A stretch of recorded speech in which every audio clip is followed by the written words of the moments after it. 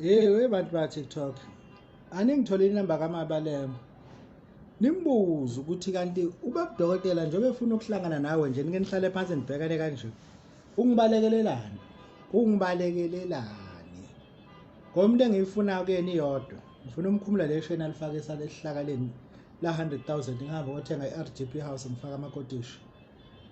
Wemkhulu Mabalengwe, uyobaleka uzogciniphi? Ngoba kuyafuna ukuthi wemkhulu Mabalengwe ke kuhlalwe phansi izinyanga. Sihlangane sizwe ukuthi uphetheni. Sikhiphe le washo olufaka ehlakaleni. Ngeke ufake u100,000 ehlakaleni mkhulu. Ngeke simele lonto.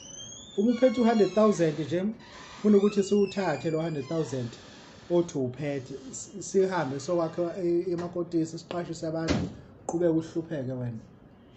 Qhubeka uhlupheke. Mabalengwe ngizofuna ukuthi kungithinte emkhulu ungitshela ukuthi indaba ubalekelani indaba ungatholakala sithi siyakuzingela sinozulu uyageja mkhulu uyageja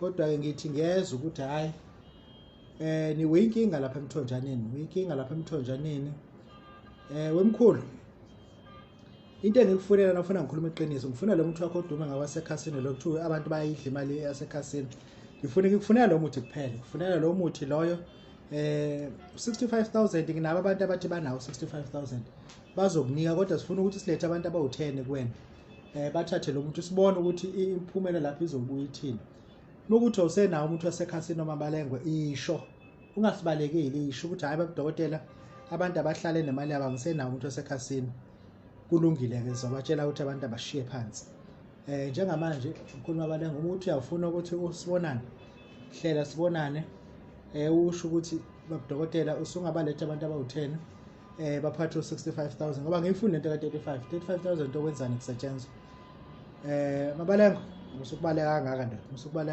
musukubaleka inyanga ibaleke cela ungithinte kule number mkhulu ithi 063 689 8922 babudokotela bawesizwe bawujabile ufana umuhle njengekhehla lomlungu ngifuna ukugqilaza uthe ugqilaza ngo touchline ngifuna ke ngiqale ngicindezele kakhulu nje kakhulu